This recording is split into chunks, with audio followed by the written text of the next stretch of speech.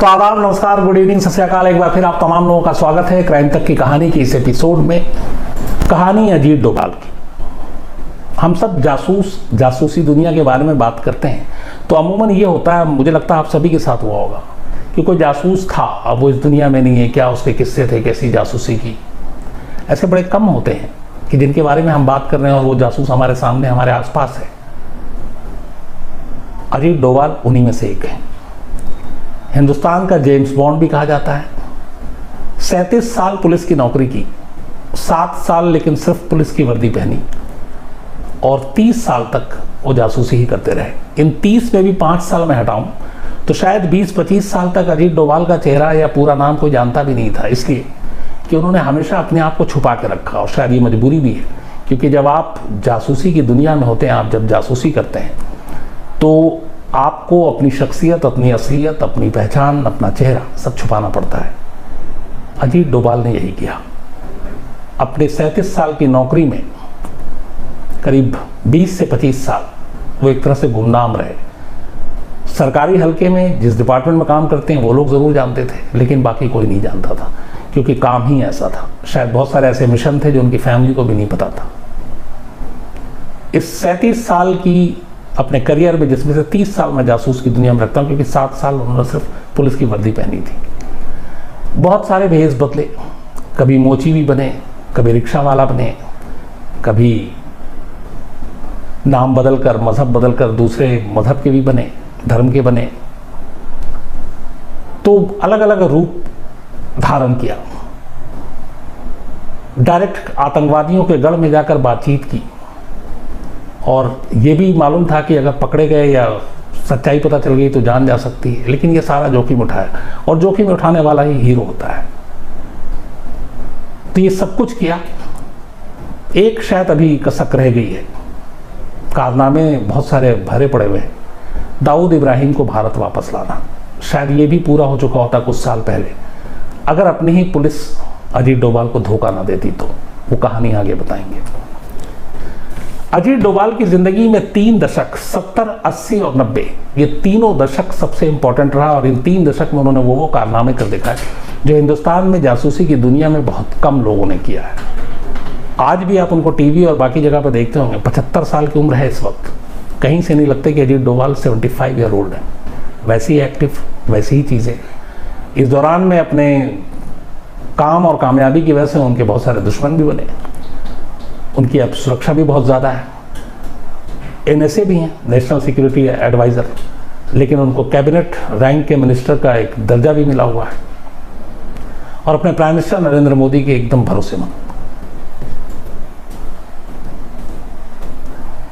20 जनवरी 1945, 20 जनवरी 1945 को उत्तराखंड में एक जगह है घिरी बनेलसियो आता है पौड़ी गढ़वाल में। यहीं पैदा हुए अजीत डोभाल। अजीत डोभाल के जो पिता थे GN डोभाल, बल्कि मेजर GN डोभाल, ये इंडियन आर्मी में थे। तो एक फौजी के घर में जन्म लिया और उसके बाद स्कूलिंग की और फिर कॉलेज की पढ़ाई के लिए वो अजमेर मिलिट्री स्कूल में गए, बल्कि स्कूल में वहीं गए, अजमेर मिलिट्री स्कूल में उन्होंने पढ़ाई की। अजमेर मिलिट्री स्कूल से निकलने के बाद इकोनॉमिक्स में MA करने के लिए ये आगरा यूनिवर्सिटी पहुंचते हैं और आगरा से फिर ये मास्टर करते हैं। ये शायद 66 की बात थी, 1966। इकोनॉमिक्स में मास्टर करने के बाद 1967 में UPSC के एग्ज़ाम में बैठते हैं और पहले अटेम्प्ट में UPSC क्लियर कर IPS बन जाते हैं। इनको जो होम कैडर मिलता है वो मिलता है केरल का। पैदाइश उत्तराखंड की, पढ़ाई राजस्थान में स्कूल की, कॉलेज की पढ़ाई यूपी में और UPSC में कैडर केरल में। तो 4 स्टेट अभी तक इसी उम्र में वो अलग अलग देख चुके थे। इसके बाद केरल कैडर मिलता है और केरल कैडर में वो पहुंचते हैं और वहाँ पे ज्वाइन करते हैं ASP के तौर पर। ये इनकी पहली नौकरी थी पुलिस फोर्स में। 68 में ये IPS बने। ट्रेनिंग के बाद ज्वाइनिंग हुई। ज्वाइनिंग के लगभग 1.5 साल भी नहीं हुए थे कि 28 दिसंबर 1971 को एक केरल में कुन्नूर ज़िला है और कुन्नूर ज़िले में एक इलाका आता है जिसका नाम है थलासेरी। थलासेरी में दंगा हो गया दंगे में हिंदू मुस्लिम दोनों आमने सामने थे, एक दूसरे को लूटपाट, घरों को लूट लिया, दुकानें लूट ली, माहौल बड़ा तनावपूर्ण था। और वहाँ पे उस वक्त जो पुलिस अफसर थे शायद उसको वो कंट्रोल नहीं कर पा रहे थे। तब करुणाकरन गृह मंत्री थे और अजीत डोभाल बिल्कुल एक यंग आईपीएस अफसर के तौर पे बहाली हुई और ये उनको अभी तक जो उन्होंने काम किया, थोड़े ही दिन में लोगों को, उनके साथियों को पता चल रहा था कि ये बड़ा दबंग इंसान है। तो जैसे ही ये थलासेरी में ये दंगा हुआ 28 दिसंबर 1971 को, करीब 2 दिन तक खूब लूटपाट हुई, कंट्रोल में हो नहीं रहा था। तब केरल गवर्नमेंट ने ये फैसला किया कि अजीत डोभाल एक यंग आईपीएस अफसर, इसको भेजते हैं इस इलाके में, और अजीत डोभाल को थलासेरी भेज दिया गया। अजीत डोभाल वहाँ पहुँचते हैं। पहला इनका मेजर और बड़ा टास्क था, ये दंगे के इलाके में बेखौफ घूमते हैं और सबसे पहले ये काम करते हैं कि लोगों को समझाकर और वो उन लोगों को आइडेंटिफाई करते हैं जो इस दंगे के पीछे हैं, उन सबको उठा कर अंदर करते हैं और उसके बाद उनके ज़रिए पूछते हैं कि जो लूटा हुआ माल है दंगे में, जो लोगों ने लूटा है दुकानों और जिससे लोग गुस्से में थे, वो कहाँ है। उन माल की बरामदगी करवाते हैं और उन लोगों को, जिन जिन लोगों से ये माल लूटा गया था, जिनकी दुकानों से, जिनके घरों से, वो वापस वो सामान उनके घर में पहुंचाते हैं। ये सारी चीज़ें करने में 2 दिन का वक्त लगता है और 2 दिन में हालात एकदम कंट्रोल में आ जाता है, लोग शांत हो जाते हैं। अजीत डोभाल की पहली बार कामयाबी यहीं से शुरू हुई कि एकदम नए आईपीएस, और वो जाकर एक ऐसे हालात में 2 दिन में दोनों समुदाय के लोगों को समझाकर मामले को शांत करा देते हैं, उनके लूट के माल भी वापस दिलवा देते हैं और इसके बाद उनकी वाहवाही शुरू हो जाती है। इस काम का जिक्र केरल से लेकर दिल्ली तक होता है और इसी के बाद, ये चूंकि 28 दिसंबर 71 की बात थी, जनवरी 1972 शुरू हो गया। इसके बाद उनको दिल्ली बुला लिया जाता है सेंट्रल सर्विसेज के लिए। जिस तरीके से दंगे को हैंडल किया, दिल्ली आने के बाद इन्हें फिर खुफिया ब्यूरो यानी आईबी में डिपुटेशन पे भेज दिया जाता है। यहां से इनके जासूस बनने की कहानी शुरू होती है। पुलिस में थे, लेकिन उसके बाद दिल्ली भेजा गया इनके कारनामे की वजह से जो इन्होंने दिखाया केरल में उस दंगे वाले इलाके में। और अजीत डोभाल का शौक भी वो था कि जासूसी की दुनिया में एक तरह से कदम रखना। 1972 में दिल्ली आने के बाद आईबी में इनकी पोस्टिंग होती है।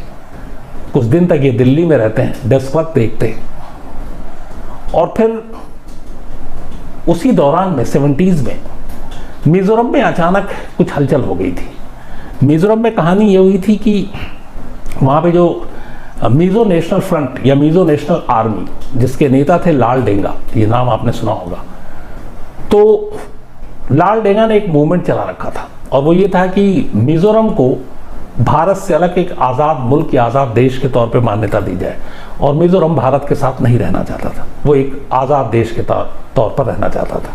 और इसी वजह से लाल डेंगा की अगुवाई में Mizo national front, Mizo national army ने वहाँ पे बाकायदा खून खराबा कर रखा था। पूरी एक तरह से जो भी भारतीय सरकार के समर्थक, वो उन सब के दुश्मन, और वहाँ पे खून खराबा चल रहा था और ये बड़ी नाजुक हालत थी कि मिजोरम हिंदुस्तान के हाथ से कैसे जा सकता है। तभी वहाँ पे एक बड़े आईपीएस अफसर का कत्ल हो जाता है। उस बड़े आईपीएस अफसर के कत्ल के बाद हालात थोड़े से और बिगड़ जाते हैं। अब ये था कि कैसे इसको कंट्रोल किया जाए। आईबी में ये होता है कि कुछ लोगों को भेजा जाए, कुछ ऐसे आदमी को जो वहाँ पे जाए और इन चीज़ों का, हालात का जायजा ले, अंदर से खबर ले और इस मूवमेंट को कंट्रोल करे। लेकिन मिजोरम की हालत ख़राब थी, खून खराबा था। Mizo national front, Mizo national army से लोग डरे हुए थे। आईपीएस अफसर का एक कत्ल हो गया था और उसी वक्त करीब कुछ महीने पहले या 1 साल पहले अजीत डोभाल की शादी हुई थी। वो दिल्ली में थे। अब ये हुआ कि आईबी में से किसी को भेजा जाए मिजोरम, कोई जाने को तैयार नहीं वहाँ के हालात को देखते हुए। अजीत डोभाल खुद आगे आते हैं जब उन्हें ये पता चलता और कहते हैं कि मैं मिजोरम जाऊँगा। अब बाकी लोग कह रहे थे वहाँ के हालात ठीक नहीं है, तनावपूर्ण है, तुम्हारी अभी शादी हुई है। नहीं, उन्होंने कहा उससे कोई मतलब नहीं, मुझे मिजोरम जाना है। और उसके बाद अजीत डोभाल को मिजोरम भेजा जाता है। अजीत डोभाल मिजोरम जाते हैं। 5 साल अब वो उनकी तैनाती मिजोरम में ही थी। वो वहाँ पे जाके खतरा पूरा था। लेकिन वो एक एक इंफॉर्मेशन जुटाते हैं और फिर पता चलता है कि लाल डेंगा के 7 कमांडर हैं। उसने जो अपनी मिजो नेशनल आर्मी बना रखी थी, नेशनल फ्रंट और मिजो नेशनल आर्मी, तो 7 उसके कमांडर हैं और इन 7 कमांडर की वजह से लाल डेंगा बहुत पावरफुल है और उन्हीं का दबदबा है मिजोरम में। धीरे धीरे करके इन 7 कमांडर के बारे में जानकारी जुटाई, उनके बारे में और उनके हथियार, उनके फोर्सेस, सबके बारे में। कई बार खतरे का भी सामना हुआ, पकड़े जाने का भी था, लेकिन इसके बाद अजीत डोभाल उन कमांडर तक पहुंचे और एक एक कर आखिर में उन 7 कमांडर में से 6 कमांडर को अपने साथ मिला लिया कि देखो बातचीत करते हैं भारत सरकार के साथ, भारत में अगर विलय होगा आपके हर चीज़ मिलेगी जो आपकी डिमांड है, सिवाय इसके कि आप अलग देश, और अलग देश बनाओगे तो उसका क्या नुकसान होगा, ये सारी चीज़ें। 7 में से 6 कमांडर के दिमाग में ये बात आ गई। उनके दिमाग में आने के बाद पहली बार 1976 में भारत सरकार और लाल डेंगा की पार्टी के बीच में एक बैठक हुई, पीस टॉक। इस पीस टॉक में लाल डेंगा को ये बता दिया गया कि देखो अब तुम्हारा कुछ नहीं हो सकता, इसलिए कि जिन 7 कमांडर के बलबूते पे तुम मिजोरम में इस तरह का एक आतंकवाद जैसा माहौल पैदा कर रहे हो, उनमें से 6 मिल चुके हैं और उन 6 के 6 को अजीत डोभाल ने अपनी चालाकी और अपने दिमाग की वजह से लाल डेंगा से अलग कर दिया। लाल डेंगा के पास कोई ऑप्शन नहीं था और इसके बाद फिर लाल डेंगा को भारत सरकार के साथ समझौता करना पड़ा। Mizo national front, Mizo national army, ये सारी चीज़ें भारत से अलग होने की बात अलग हो गई। मिजो भारत का हिस्सा बना और फिर चुनाव हुआ। लाल डेंगा हालांकि मुख्यमंत्री भी बने, लेकिन मिजोरम को भारत में विलय कराने का और इस पूरे मूवमेंट को ख़त्म कराने का ये बड़ा ऑपरेशन था जो अजीत डोभाल की दिमाग की वजह से कामयाब रहा। और इस मिजो टेंशन को दूर कराने के लिए वो पहले ऐसे पुलिस अफसर थे जिन्हें प्रेसिडेंट मेडल मिला। आमतौर पे पुलिस सर्विस में 15, 14, 12 साल से कम नौकरी से पहले नहीं मिलती और तब इनको 8 साल ही हुए थे और 8 साल में राष्ट्रपति पदक मिला, बल्कि पुलिस मेडल मिला। तो एक बड़ी कामयाबी थी। मिजोरम का मसला हल हो गया, अजीत डोभाल का वहाँ पे काम पूरा हो गया। अब इसके बाद उन्हें वहाँ से सिक्किम भेजा गया। रखा नॉर्थ ईस्ट में ही गया क्योंकि अब इतने टाइम तक काफ़ी कुछ हासिल कर लिया था, काफ़ी कुछ जानकारी ले ली थी और इसीलिए अब वो सिक्किम गए। और सिक्किम में भी सेम सिचुएशन था। सिक्किम में भारत विरोधी गतिविधियाँ सारी चीज़ें चल रही थी, तो उसमें ये था कि कैसे क्या किया जाए। सिक्किम में जाने के बाद सिक्किम में भी जो इस तरह के अलगाववादी गुट थे और बाकी चीज़ें थी, वहाँ पे अपना इनपुट तैयार किया, वहाँ उनके बीच में गए, उनसे इन्फॉर्मेशन ली और ये सारी चीज़ें कराने के बाद सिक्किम का भी मसला हल कराया और उसका सबसे बड़ा क्रेडिट जाता है अजीत डोभाल को। अब ये दोनों चीज़ें हो गई। इसी दौरान में एक सिक्किम से निकलने के बाद 70s का एंड आ रहा था, चूंकि इधर 76 में पीस वॉर हुआ, उधर आपका मिजोरम का मसला हल हो गया, फिर सिक्किम का मसला हल हो गया। अब नॉर्थ ईस्ट में जो सारा टेंशन था वो लगभग शांति की तरफ बढ़ गया। तो अब नॉर्थ ईस्ट में उधर कोई काम बचा नहीं था और इसी दौरान में 80s में अब सारा कुछ फोकस आ गया पंजाब पर। पंजाब में आतंकवाद बढ़ गया। पंजाब में खालिस्तान समर्थक वो अपनी आवाज़ उठा रहे थे। जनरल सिंह भिंडरा वाले, उनकी अलग बातें होने लगी और इसी दौरान में फिर ऑपरेशन ब्लू स्टार हो जाता है।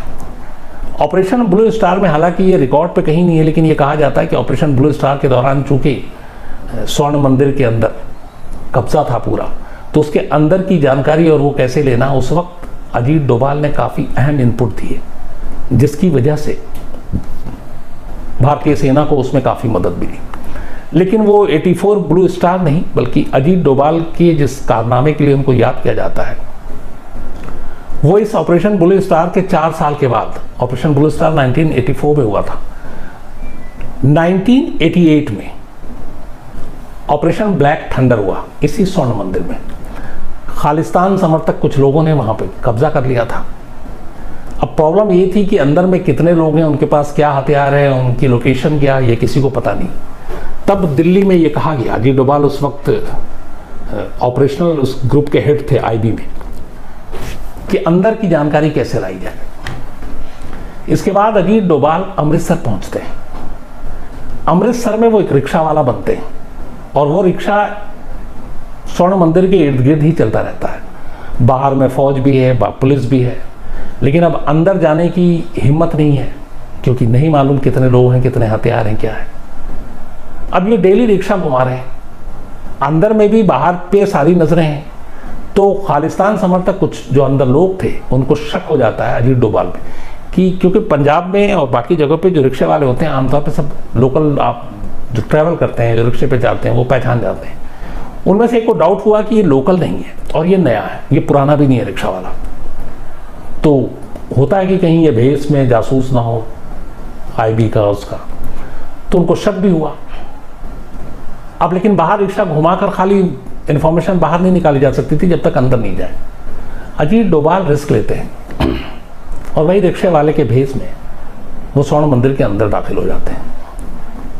वहां उनको जिन लोगों ने कब्जा कर रखा था अंदर, वो पकड़ लेते हैं। इसके बाद पूछताछ होती है। अजीत डोभाल उन लोगों को यकीन दिलाते हैं कि मैं आईएसआई का एजेंट हूं, पाकिस्तान से हूं, मुस्लिम हूं और आपकी मदद करने के लिए आया हूं भारत सरकार के इस ऑपरेशन के खिलाफ। वो मानते नहीं हैं, लेकिन कंटिन्यू अजीत डोभाल उनको कन्विंस करते हैं और आखिर में वो कन्विंस हो भी जाते हैं। इसके बाद अजीत डोभाल अंदर की सारी चीज़ें देखते हैं, कौन कहाँ पे है, उनके स्नाइपर कहाँ पे हैं, उनके हथियार कितने हैं, और बाहर आकर ये जानकारी शेयर करते हैं। जिसके बाद उन्हीं की इस इंफॉर्मेशन के बाद अंदर ऑपरेशन शुरू होता है और फिर खाली कराया जाता है और उन लोगों को बाहर निकाला जाता है। तो एक रिक्शा वाला बनकर इस ऑपरेशन ब्लैक थंडर की कामयाबी का एक सेहरा बहुत बड़ा भी अजीत डोभाल को जाता है। और इस काम के लिए, इस जो स्वर्ण मंदिर में हुआ था, पहली बार सेना के जवानों के अलावा किसी आम शख्स या पुलिस अफसर को कीर्ति चक्र से नवाजा गया। अजीत डोभाल हिंदुस्तान के पहले ऐसे पुलिस अफसर हैं जो सेना में नहीं है, और ये सेना के जवानों को ही मेडल दिया जाता है, कीर्ति चक्र, उनकी बहादुरी और उनकी उसके लिए। लेकिन वो देश के पहले पुलिस अफसर थे जिनको ऑपरेशन ब्लैक थंडर की कामयाबी के लिए और उनके इस योगदान के लिए, जो एक रिक्शा वाला बनकर उन्होंने जिस तरीके से सारी जानकारी उठाई, उसके लिए उन्हें कीर्ति चक्र दिया गया। और ये 1988 में ही दिया गया था, तब राजीव गांधी प्रधानमंत्री थे। हालांकि अजीत डोभाल ने कभी भी रिकॉर्ड पे ये चीज़ इसको मना किया कि थंडरबोल्ट क्या है, मैं अंदर गया रिक्शा वाला, कभी नहीं माना उन्होंने। हो सकता है इसकी एक बहुत बड़ी वजह ये भी कि जो जासूस होते हैं वो अपनी चीज़ों को आम नहीं करते। अपने पूरे करियर में उन्होंने जो सिर्फ एक चीज़ मानी है, जो रिकॉर्ड पे है, जो उन्होंने टीवी पे अभी भी है, इंटरव्यू में कहा था, इन सारी चीज़ों के बीच में रहते हुए दो जगह पे वो एक राजनयिक के तौर पे भी उन्होंने काम किया एम्बेसी में, एक पाकिस्तान और एक इंग्लैंड। वो लंदन में थे इंडियन एम्बेसी में, और पाकिस्तान में इस्लामाबाद में भी थे। पाकिस्तान में 7 साल काम किया, लेकिन उसमें से कुछ वक्त कहते हैं कि 5-6 साल एम्बेसी में थे, लेकिन कुछ वक्त एक जासूस के तौर पे भी उन्होंने काम किया। और इस जासूसी के दौरान वो लाहौर भी पहुंचे, और वहीं का एक जिक्र है कि एक बार अजीत डोभाल लाहौर में गुजर रहे थे। जब वो गुजर रहे थे तो लाहौर में एक बहुत मशहूर किसी औलिया बाबा की मज़ार थी। वो उस मज़ार के पास से जब जाने लगे तो एक बुजुर्ग आदमी जिसकी लंबी दाढ़ी थी, वो अजीत डोभाल के पास आता है और धीरे से कहता है कि तुम हिंदू हो। अजीत डोभाल चौंक जाते हैं, कहते नहीं मैं मुस्लिम हूँ। तो नहीं तुम हिंदू हो? तो बोला कि कैसे आप? तो बुजुर्ग कहता है कि तुम्हारा कान छिदा हुआ है और ये हिंदू ही छिदवाते हैं, मुस्लिम नहीं। अजीत डोभाल को कुछ समझ में आता है, इससे पहले बोला आओ मेरे साथ। उसके बाद वो उस औलिया के मज़ार से 2-3 गली अंदर ले गया, एक छोटे से घर में, एक छोटे से कमरे में अंदर ले जाकर दरवाज़ा बंद किया। उसके बाद बोला कि तुम हिंदू हो? बोले नहीं मैं नहीं हूँ। फिर बोला ये कान जो छिदा हुआ है इससे मैं बता रहा हूँ। उन्होंने कहा कि नहीं मैं पहले था लेकिन बाद में कन्वर्ट हो गया, मैं हिंदू था लेकिन इस्लाम कबूल कर लिया। बोले नहीं तुम कन्वर्ट भी नहीं हुए हो, तो अजीत डोभाल परेशान कि ये हो क्या रहा है, ये कैसे मालूम। तब उसने बताया, कमरे के अंदर ले ही गया था, एक अलमारी खोली और उसने दिखाया सामने गणेश जी और एक और भगवान की मूर्ति। और उसने कहा कि मैं खुद हिंदू, मेरे परिवार को मार डाला गया, मैं यहाँ पे बचा हुआ हूँ, लेकिन अब मैं ऐसे ही, मुझे सब लोग यहाँ पे एक इस औलिया के मज़ार का एक मुअज़्ज़िज़ बाबा मानते हैं और मैं इसीलिए यहाँ पे मुस्लिम बनकर ही रह रहा हूँ। तो उसने कहा कि सिर्फ तुम्हारे कान छीदे होने की वजह से मैंने पहचान लिया। तब अजीत डोभाल ने बाद में इसका जिक्र किया कि उत्तराखंड के जिस इलाके से आते हैं, उस ज़माने में 45 में इनकी पैदाइश हुई थी, उस ज़माने में लड़कियों के अलावा लड़कों के भी कान छेदे जाते थे। ये पहाड़ में कुछ जगहों पे ऐसा है। तो उन्होंने कहा बाद में मैंने, हाँ, उस बुजुर्ग ने फिर ये कहा कि तुम इसकी प्लास्टिक सर्जरी करा लो, इसको बंद करा लो, नहीं तो तुम मुश्किल में आ जाओगे। तो ये एक उसका जिक्र किया था। तो पाकिस्तान में रहे, पाकिस्तान के लिए भी पाकिस्तान के अंदर जासूसी की, वहाँ पे एम्बेसी में रहा है।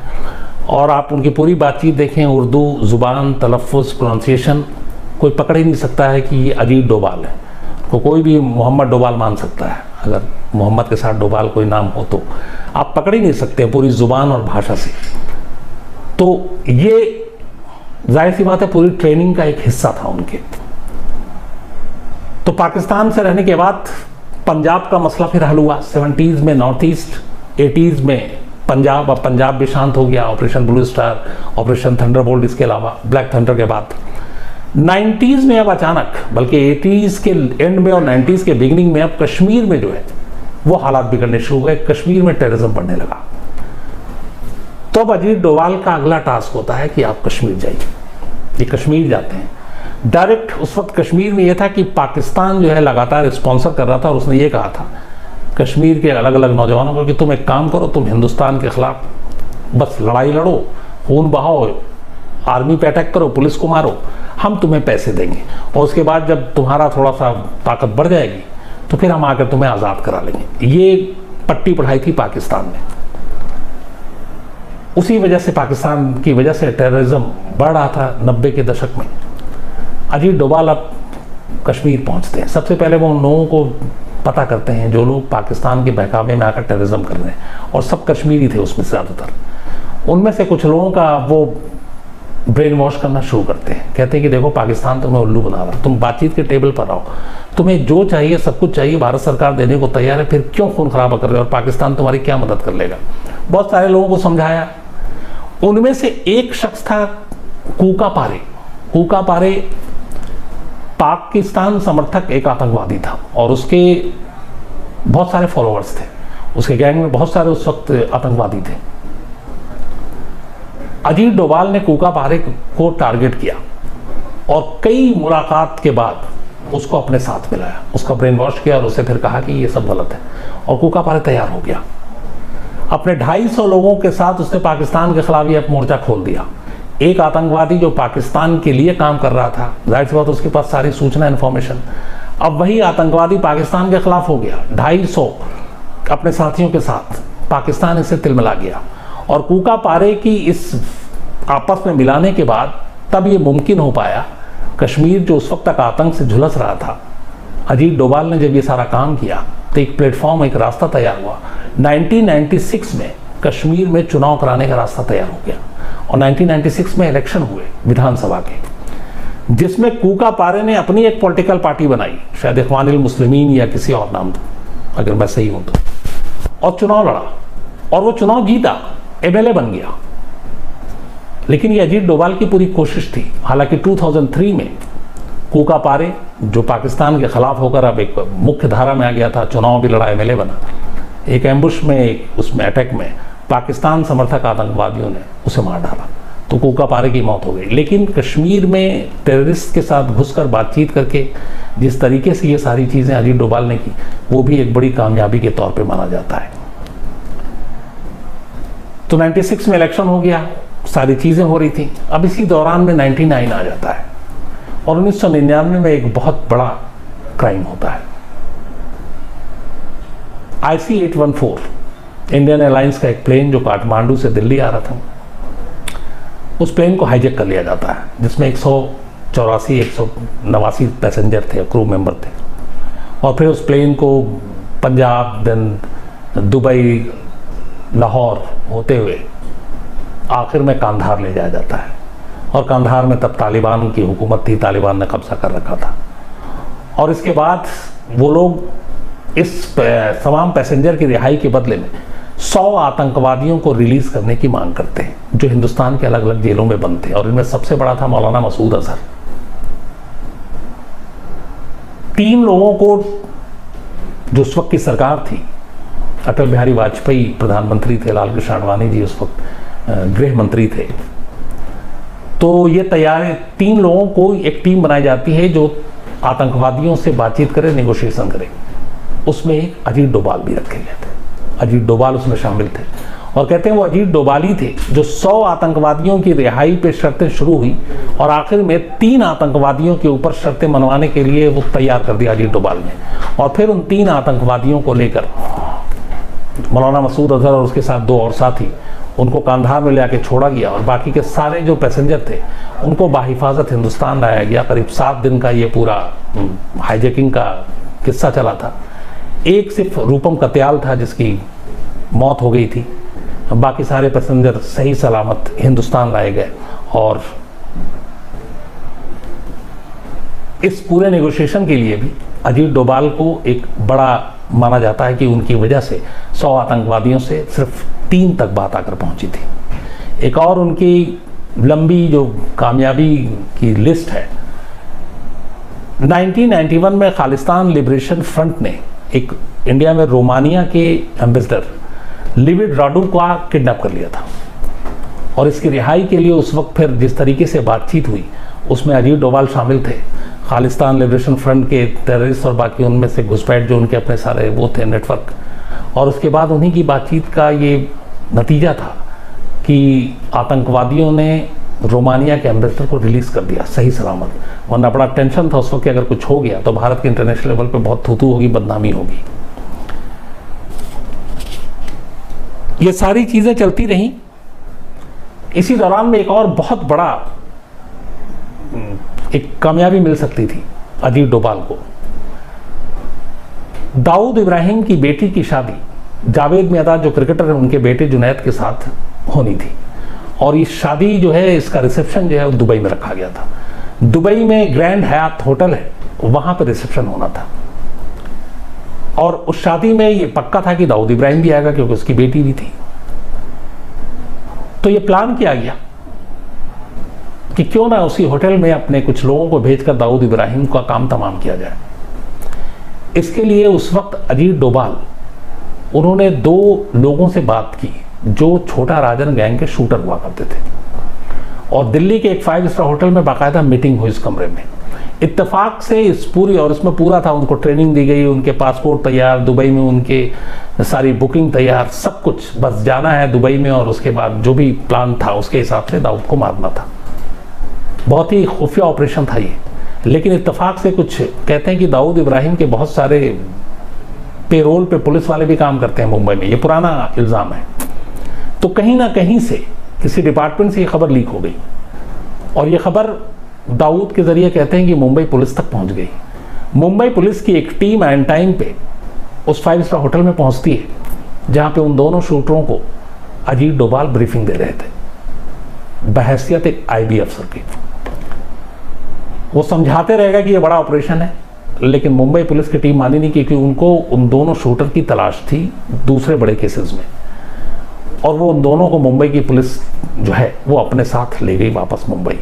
और इस तरीके से ऐन वक्त पे ये जो पूरा ऑपरेशन था दाऊद को मारने का होटल ग्रैंड हयात में दुबई में, वो नाकाम रह गया। जिसका हालांकि इसको रिकॉर्ड पे आज भी अजीत डोभाल मानते नहीं है। उनसे एक इंटरव्यू में किसी ने पूछा था कि ऐसा सा था आप, तो उन्होंने कहा नहीं, मैं तो उस वक्त टीवी पे फुटबॉल मैच देख रहा था जिस दिन की आप बात कर रहे हैं। हालांकि ये फैक्ट है कि दिल्ली के एक 5 स्टार होटल में ये पूरी मीटिंग हुई थी और ये सब कुछ होना था, लेकिन खैर नहीं हुआ। जिस IB में लगभग 30 साल एक जासूस की तरह उन्होंने काम किया, आखिर में उसी IB में उनको उस IB का जो सबसे बड़ा पोस्ट होता है डायरेक्टर का, वो पोस्ट दिया गया और वो IB डायरेक्टर रहे। IB डायरेक्टर रहते हुए 2004 में इनको IB डायरेक्टर बनाया गया था। 2005 जनवरी 2005 में ये रिटायर हो गया अभी के डायरेक्टर पद से। 68 में सर्विस ज्वाइन की, 2005 में रिटायर हुआ है अभी डायरेक्टर से, मतलब 37 ईयर इन्होंने काम किया, जिसमें सिर्फ 7 साल से भी थोड़ा कम ही पुलिस के लिए काम किया, पुलिस की वर्दी पहनी, 30 साल सिर्फ जासूसी की। 96 तक तो कोई जानता भी नहीं था कि अजीत डोभाल का चेहरा और ये कैसा, क्योंकि ये जासूसी जिस तरीके से करते थे, अगर ये स्वर्ण मंदिर में घुस गए हैं एक रिक्शा वाला बनकर, तो उनका अगर चेहरा अखबार और टीवी में आता है तो फिर तो वो पकड़े जाएंगे। उसी तरह चाहे वो कश्मीर में हो, चाहे वो मिजोरम में हो, सिक्किम में हो, पाकिस्तान में हो, तो हमेशा अपने आप को एक जासूस के तौर पे इन्होंने छुपा कर रखा। कांधार हाईजैकिंग के बाद अजीत डोभाल का चेहरा पहली बार प्रमुखता से सामने आना शुरू हुआ था।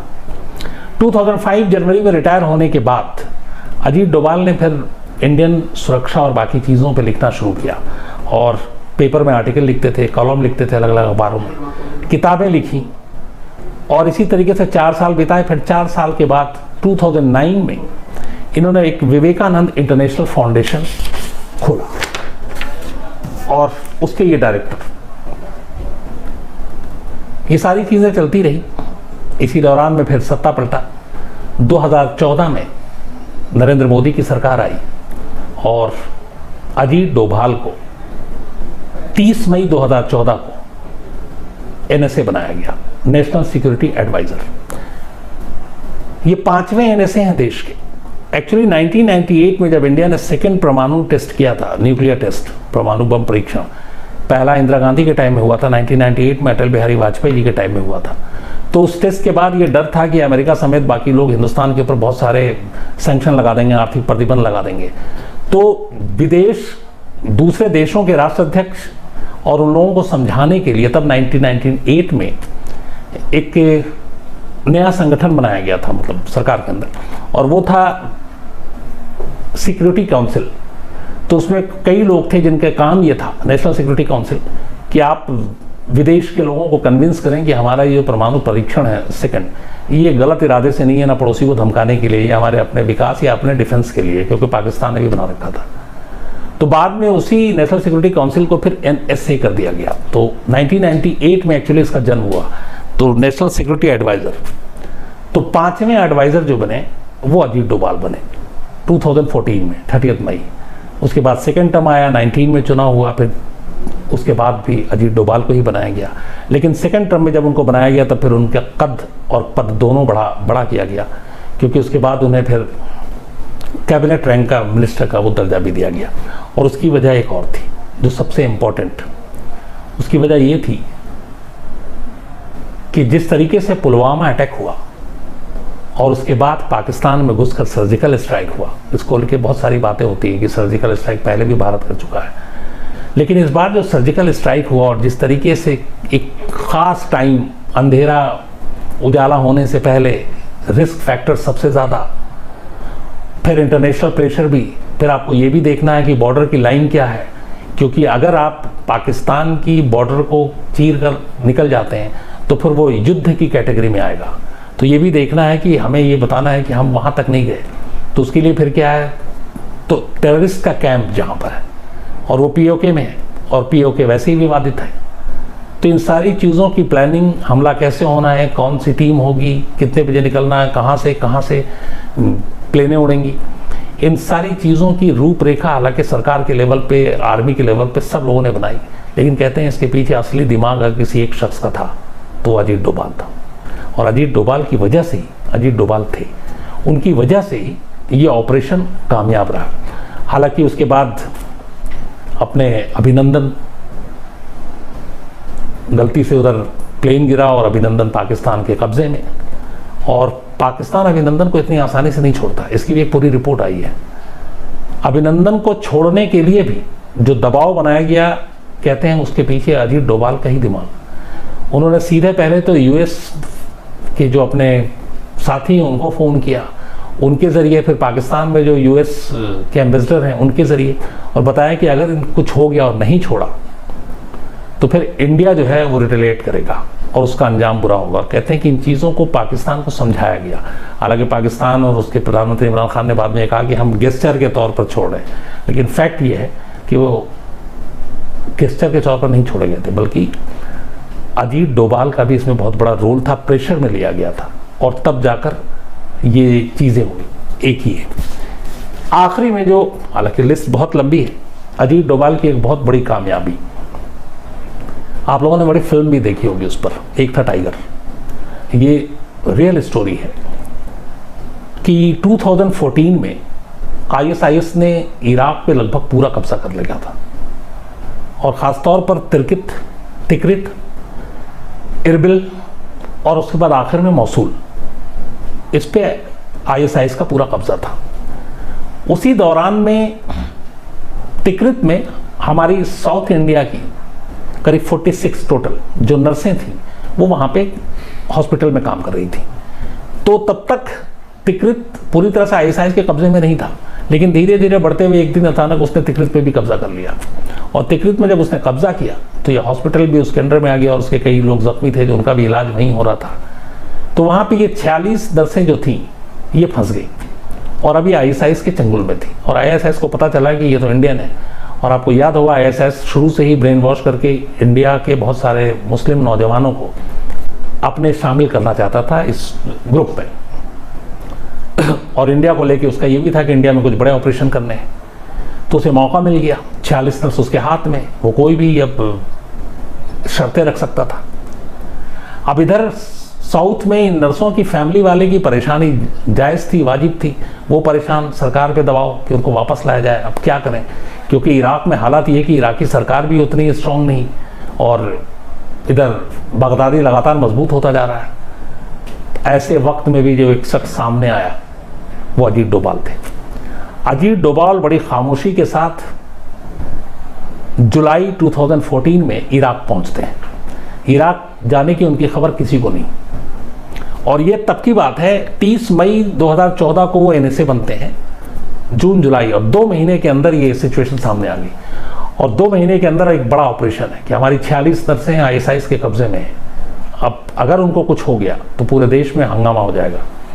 अब इतना बड़ा ऑपरेशन कैसे क्या किया जाए, अजीत डोभाल पे तब भरोसा किया गया। अजीत डोभाल इराक पहुंचते हैं, इराक की जो गवर्नमेंट है उसके और उसकी जो मिलिट्री ऑफिशियल है उनके साथ वो टाई अप करते हैं, उसके ज़रिए सारी इन्फॉर्मेशन लेते हैं और फिर ये मैसेज दिया जाता है आईएसआईएस तक कि अगर इनमें से किसी को कुछ हुआ तो इराक से तो तुम लड़ रहे हो, लेकिन ये याद रखना कि फिर उसके बाद हम लोग तुम्हें नहीं छोड़ेंगे और तुम्हारा जो बाकी का प्लान है वो सब चौपट हो सकता है।